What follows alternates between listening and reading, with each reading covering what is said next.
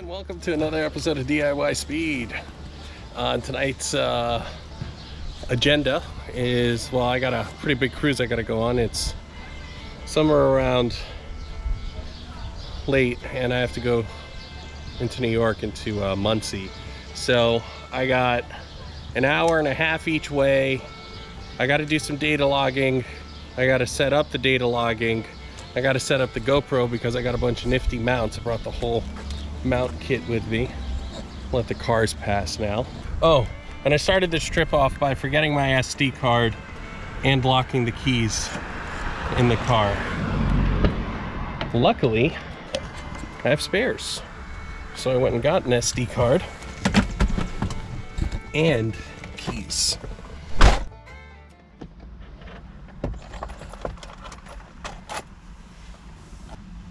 Just disconnected failed to all MAF, reset the fuel trims. We're connected. I see my AFR. Let's go ahead and start it. All right, I'm data logging. Short-term trims are doing their job. Long-term fuel trims are disabled. So we're really only logging the MAF error here, the mass airflow error, which should be okay. You know, from the health of the engine perspective, it ran for almost 20,000 miles now. Trying to get the steering wheel straight. Well, that'll be a task for the rest of this drive. Turn on my left signal, look over my shoulder. It looks good. Let's go ahead. Try and get as straight as I can, as quickly as I can. All right, 3,000 RPM in first gear. Let's try to go to 4,000 RPM in second gear, just so that we have that. You can see the, once I go through, what I'm assuming is like enough throttle, like throttle position and map pressure, you know, all goes into this equation of air-fuel ratio.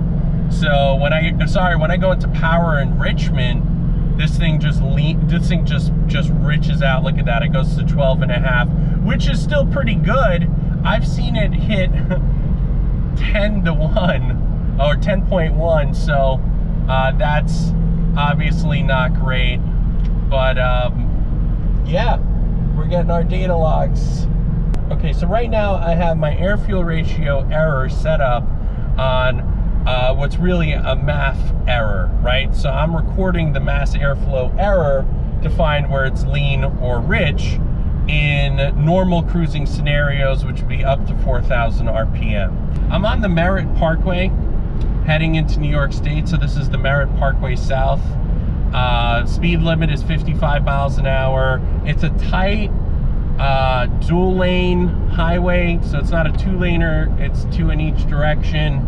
But it's very tight. There's no lights set up on the Merritt, so it's all ambient light from other headlights around you. Tight road, but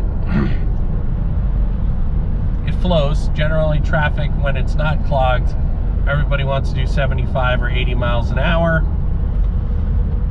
which is good because, like I said, I need to tune up to 4,000 RPM, so I definitely need to be able to stretch my legs a little bit. But also, it's a very hilly highway, which is going to allow me to also oscillate the RPM and really catch as much as I can here with this data logging session. Let's turn it into tow haul mode. Let's give it some gas. It'll rest. It'll almost rest there. You'll just let it do its thing. Just let it do its thing. Now I gotta let off. Okay.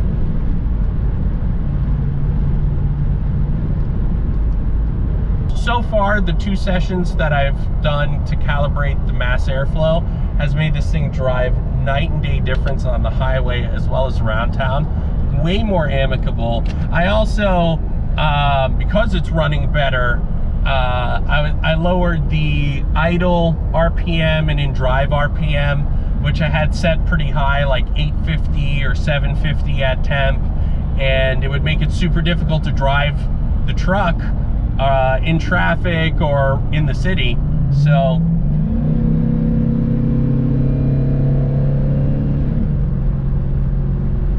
alright, gave her a little bit of what for. Gave it a whomping. I forget which coach that was. We're gonna go out there, we're gonna, oh, my boy Ed Orgeron. That guy drinks so much Red Bull. I think he drinks a case of Red Bull a day with no shirt on. But we're gonna go out there, we're gonna give that team a whomping. I don't think it was Ed Orgeron who said that, but I'd love to imagine that it was him who did. It was somebody from the South.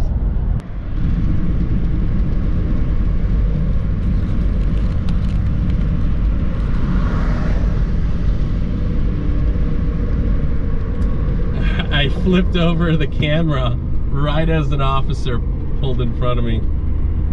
I don't think he was minding me much, but that's okay. That's okay, bud. You're just doing your job, and some way I'm just doing mine. Slowing down for traffic. I wanted to give you guys just a view of what the Merritt Parkway looks like at night in the summer. It's usually stop and go between the construction. The low overpasses that trucks continually hit. You're not allowed to take commercial vehicles on the Merritt Parkway because of the low bridges. The bridges that are over the parkway were not meant to have, they weren't meant for trucks the size of the trucks that we have now. So, not only are you not allowed to, but if you did drive your truck on the Merritt, there's a great chance that you're gonna blow the pox off of the truck hitting the overpass. Like you're gonna open that thing up like a tuna can coming under one of these low overpasses. As a matter of fact, coming from New York at the start of the Merritt, the first overpass on the right-hand lane, the slow lane, and you can see this is 12.6 and 13.6 on the right and left. The slow lane obviously is because you see they're concave or whatever, they're bridges, so they're shorter in the slow lane, is 9'6". The first bridge is 9'6" clearance. And if you're driving a U-Haul truck even, thinking you're just moving to Connecticut, oh wow, life is gonna get better leaving the city, and you take the top off your U-Haul truck because you did not do any research that parkways in Connecticut, and I know in New York as well, you are not allowed to drive commercial traffic on a parkway.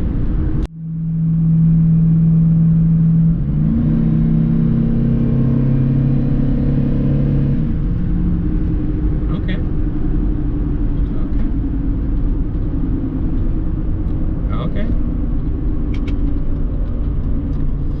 Alrighty then, folks. Let's pull over. Let's turn on the fuel trims again. Well, let's update the MAF curve, turn on the fuel trims, and then get back on the highway. Yes, can I have this spot up here, sir?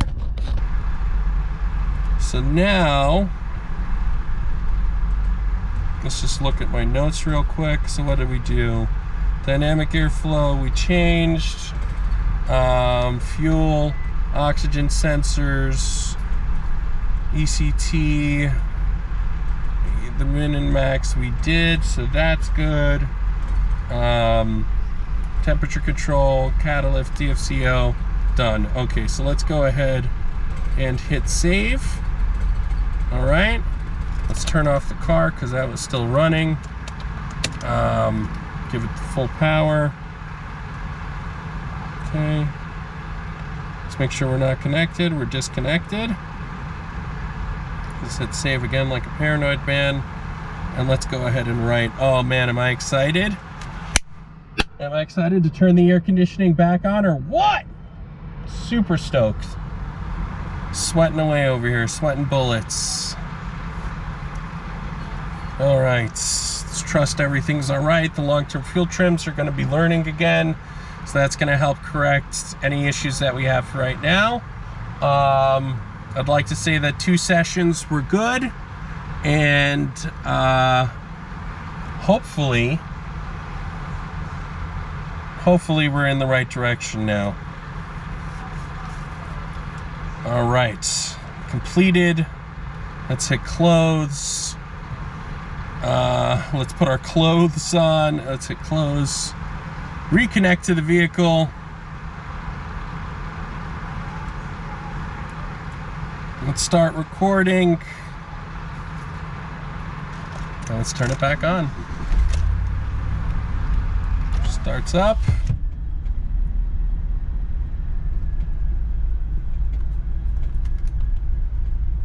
You can't trust the initial startup values. All right, so let's go over to our long-term fuel trims. Those are back on, so our long-term fuel trims should kick back in now. Yep, you can see they're starting to populate, which is good. And let's see, commanded AFR, it's not correct. And I have a feeling, because the commanded AFR is right now 14.7, which is stoic, and I'm idling much lower than that. I think it's because my VE table is so messed up. Let's get back on the highway. We'll turn the AC on while we're there. I know the fuel trims are off. Well, now they're running. Now they're starting to work. But we'll just give her the beans out of here.